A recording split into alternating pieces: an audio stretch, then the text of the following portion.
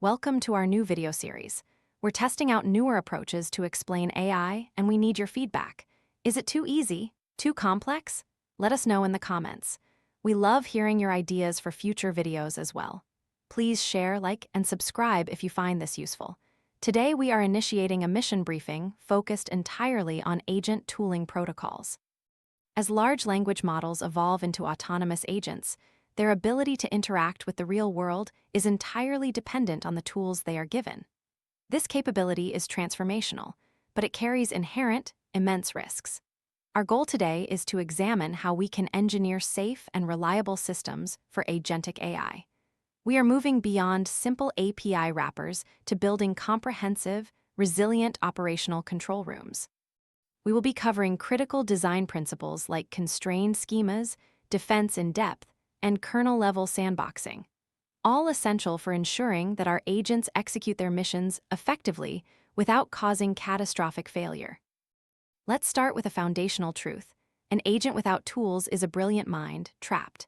Imagine an astronaut with perfect knowledge of physics and engineering, but no access to wrenches, communication systems, or propulsion controls. That agent, despite its brilliant reasoning, can accomplish nothing concrete. Tools are the critical bridge between abstract thought and concrete action, allowing the AI to move from planning to execution in the real world. However, this is where the danger emerges. Giving an agent access to real-world systems, such as a production database or a financial API, is inherently risky. An agent with database access can corrupt or delete data. An agent with overly broad API access can make unauthorized or costly requests. Our role, therefore, is not just to provide the tools, but to become mission control. Our job is to build the comprehensive systems that allow the astronaut, which is the agent, to execute its missions safely and effectively. We must provide the necessary tools. Yes, but more importantly, we must establish the strong guardrails, the explicit protocols, and the continuous telemetry necessary for mission success and safety. We must rethink what a tool is in the context of agentic AI. Tools are not general-purpose interfaces, they are specialized workstations. The agent itself is the flight director, orchestrating the entire mission. It doesn't fly the ship itself, rather, it coordinates highly specialized workstations, each with a very defined, singular function. Look at the diagram. Workstation A is communications. It sends messages, but notice the crucial boundary, it explicitly does not calculate trajectories. Workstation D, trajectory calculation, performs complex physics calculations, but its boundary dictates that it doesn't send external messages. Workstation B, database query, retrieves non-sensitive customer records, but its boundary clearly states it cannot write or delete data. And Workstation C, file system read, retrieves file contents but cannot modify system configurations. This specialization is the essence of security. It adheres to the principle of least privilege. Our key insight here is fundamental.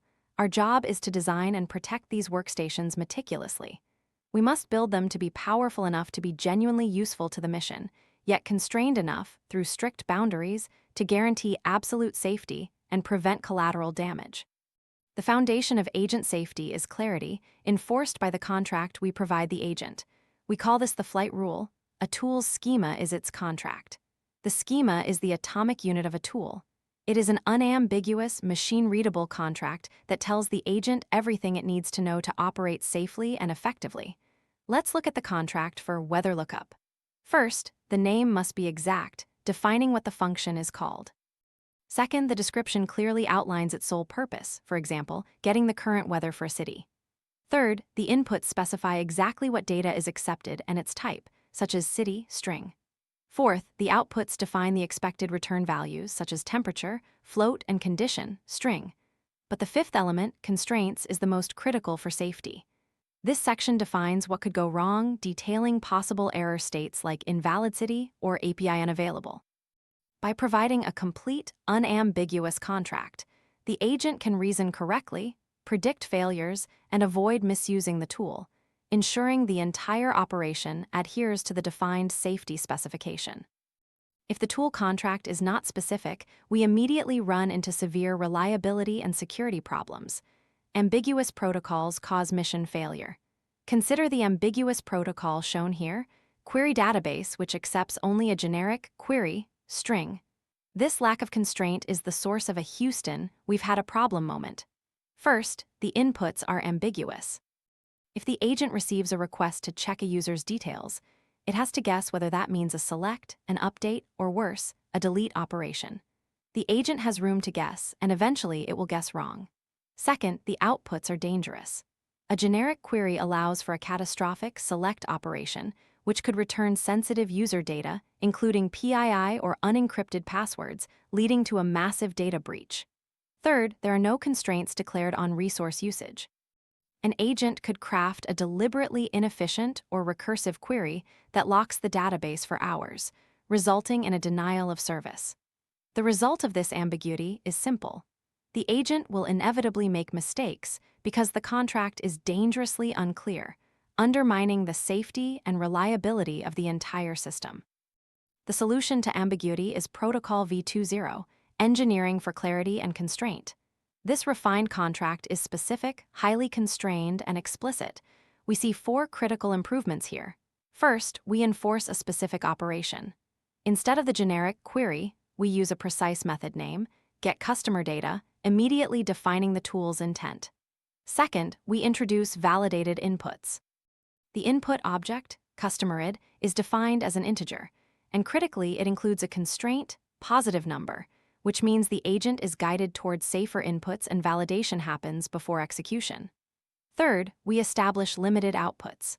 The output structure explicitly defines only non-sensitive fields like customer name and sign-up date, preventing the leakage of PII or passwords by design. Fourth, we include constraints declared. These cover operational requirements such as rate limit, 100/min, authentication requirements, and the crucial idempotency, guaranteed, which we will discuss shortly. This structured approach adheres to the complexity principle, always design schemas with the LLM as the primary consumer. Use explicit, descriptive names and clear constraints.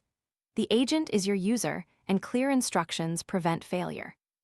In a robust production environment, networks inevitably fail, and agents are programmed to retry failed operations. If those operations are not designed correctly, retries become catastrophic. This brings us to the fail-safe. Idempotency ensures retries are safe.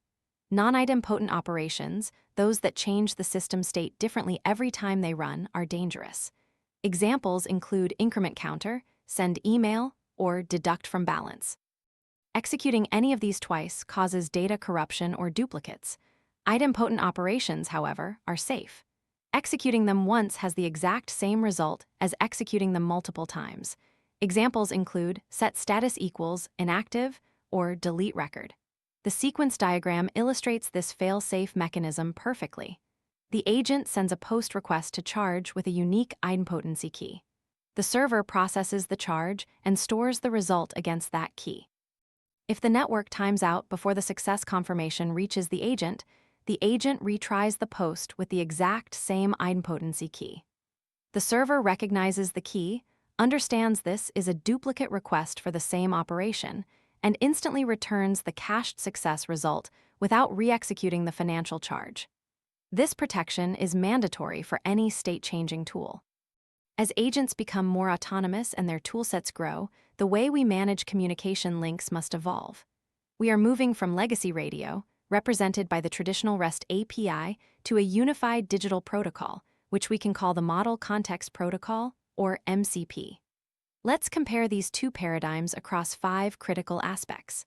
For discovery, REST relies on manual processes where the developer has to read static documentation. MCP is dynamic. The agent can ask the server what tools are available at runtime. In terms of statefulness, REST is stateless, requiring context to be passed back and forth on every call. MCP is stateful, allowing the session and context to be maintained, which is vital for complex, multi-step agent tasks. Integration in REST is custom code for every API. MCP provides a unified protocol, simplifying the integration pipeline. Tool selection in REST is typically hard-coded or predefined by the developer. In MCP, the agent discovers its capabilities at runtime. REST is ideal for 1 to 3 stable APIs where you need full control. MCP is built for systems requiring many dynamic tools and high degrees of agent autonomy. REST is proven and ubiquitous, but MCP is rapidly becoming the standard built specifically for scalable agentic systems. The key capability distinguishing the Model Context Protocol, or MCP, is that it enables runtime discovery. The fundamental innovation is that the server tells the agent what tools are available at runtime. The agent doesn't need to be pre-programmed or know anything in advance. This addresses a massive bottleneck in deployment. If a developer adds a new tool, comment on PR, in a legacy system, the agent often needs to be retrained or redeployed to utilize it. With MCP, the process is streamlined. The agent connects and asks, "What tools do you have?" The MCP server for GitHub responds with a list of available tools, such as create issue, get repo files, and the new capability, comment on PR. The agent, through its reasoning, then determines, "Okay, I will now use create issue."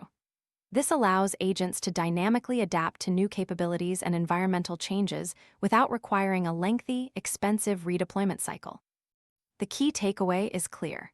MCP is the future for systems requiring integration with many services or those demanding a high degree of agent autonomy and adaptability in the field. When dealing with core business infrastructure, security must be implemented in layered isolation. We achieve this by securing core systems using the database airlock. Giving an agent unrestricted SQL access is the cybersecurity equivalent of opening an airlock to space. A single mistake or a prompt injection attack can be catastrophic. Therefore, we never, under any circumstances, allow the agent to write raw SQL. Instead, we enforce a constrained application airlock composed entirely of predefined methods. This pattern employs 4 specific methods for constraint. First, specific methods. We only expose granular functions like getCustomerID, never a general query DB. Second, we implement strict type checking. The method validates all inputs. For instance, if updating a status, the input must explicitly be active or inactive, preventing arbitrary string inputs. Third, the principle of read-only by default is enforced. Search and get methods cannot modify data. Fourth, we enforce limited results. All queries must include a limit clause to prevent the agent from accidentally or maliciously performing bulk data exfiltration, even if the query itself is safe. Application-level checks, like our airlock, are excellent starting points, but true security requires defense in depth, enforcing rules at the database level. We must operate under the assumption that a sophisticated agent or attacker might find a way to bypass our application logic. If that happens, the database itself must serve as the final, immutable line of defense. We achieve this with 2 key security layers embedded directly into the database engine. First, we use secure roles. We create a highly specific database role for the agent, often named agent read-only, which is strictly limited to performing only select operations from hardened, sanitized views of the data. This means even if the agent is tricked, it cannot issue a drop table command because its security role prohibits it. Second, we utilize row-level security, or RLS. This is absolutely essential for multi-tenant systems. RLS policies enforce rules like where tenanted equals current tenanted, directly at the database level. This means it is physically impossible for one agent, acting on behalf of one user, to see or access another user's data, providing an unbreakable, kernel-level guarantee of data isolation. When agents are given the capability to execute code or access the operating system, environmental control becomes paramount. Unrestricted file system access is a critical vulnerability. An agent, even an otherwise safe one, can be tricked via prompt injection into reading sensitive files, such as /etc/password, or modifying system binaries, leading to a host compromise. Simple application-level path filtering is insufficient, as agents can often find clever ways to escape directory limitations. True isolation must be enforced by the operating system kernel. The solution is kernel-level sandboxing. We contrast the unsafe scenario, where the agent process has direct access to sensitive host OS paths like etc secrets and /root/SSH, with the sandboxed approach. Here, using specialized technologies like Docker, gvisor, or Firecracker, the agent's process is isolated in a robust sandbox container. The kernel prevents the agent from seeing or accessing anything outside of its designated, restricted workspace directory. This creates a hard security boundary, ensuring that the agent can execute its tasks without posing a threat to the integrity of the host environment. All of these individual controls must be integrated into a unified structure, forming the mission's safety framework.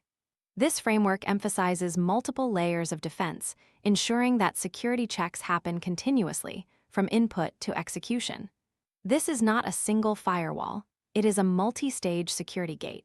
The first layer is pre-launch checks, which occur before the agent ever processes a request. This includes checks for prompt injection detection, scrubbing PII from the input payload, and immediate input schema validation. If the request is malicious or invalid, it stops right here. The second layer is in-flight rules, defining what the agent is allowed to do once it starts reasoning. This includes enforcing constrained tool schemas, ensuring the least privilege principle is maintained, implementing rate limiting to prevent resource abuse, and strict cost controls.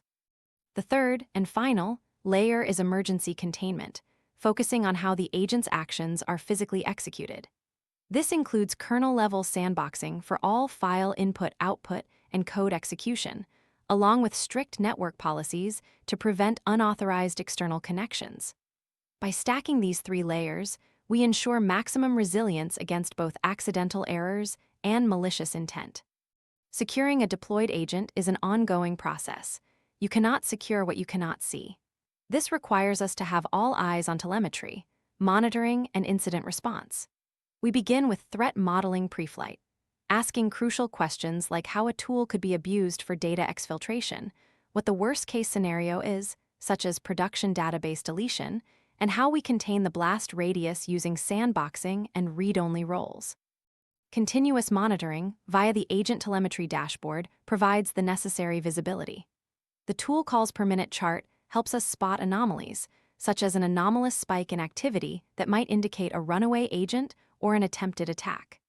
Error rate metrics show us system health, and latency statistics help us understand performance bottlenecks.